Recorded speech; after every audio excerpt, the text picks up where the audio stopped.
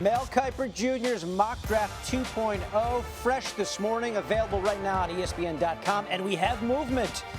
Mel's new top 10. No surprises at 1 and 2. Joe Burrow and Chase Young stay, but a very significant change at 3.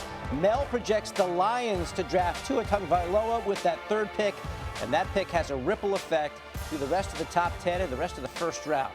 Let's bring in the man himself, Mel Kiper Jr. So, Mel, you're shaking things up near the top with Tua headed to Detroit. What went into that decision for you?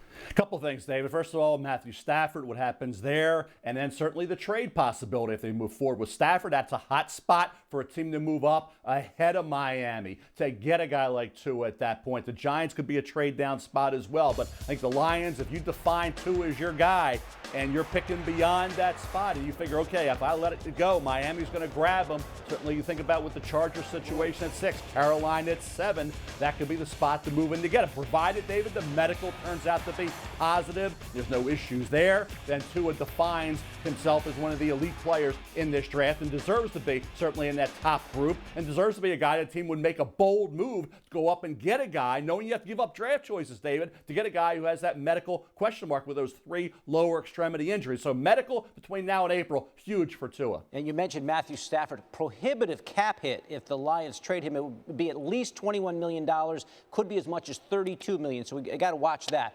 Yep. But we're going to knock over some dominoes here if Tua goes at 3. How does that impact the other first-round quarterbacks for you?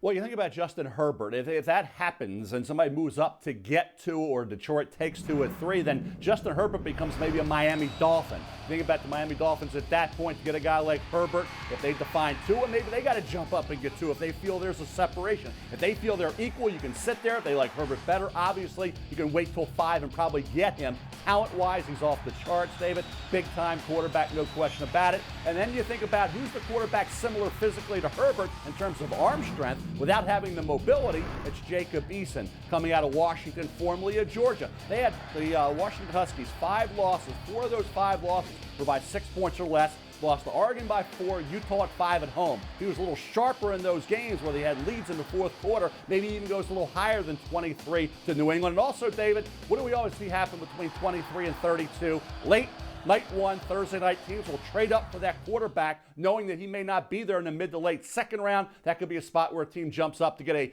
big-time, strong-arm quarterback. With the inconsistency, if you can round that out, but the size, the arm strength elite, Jacob Eason could be a late first-round pick. By the way, the last first-rounder the Patriots spent on a quarterback was Drew Bledsoe, first overall in 1993. So it's been a while. Again, major change on Mel's latest mock. Hey, thanks for watching ESPN on YouTube. For more scores, highlights, and analysis, you can download the ESPN app. You've got the ESPN app, right?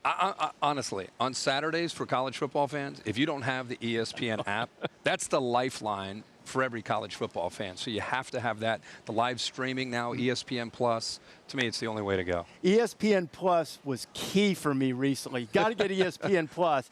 Arkansas State, Troy, down to the wire. Loving it. Superdog winner. Thanks to ESPN Plus.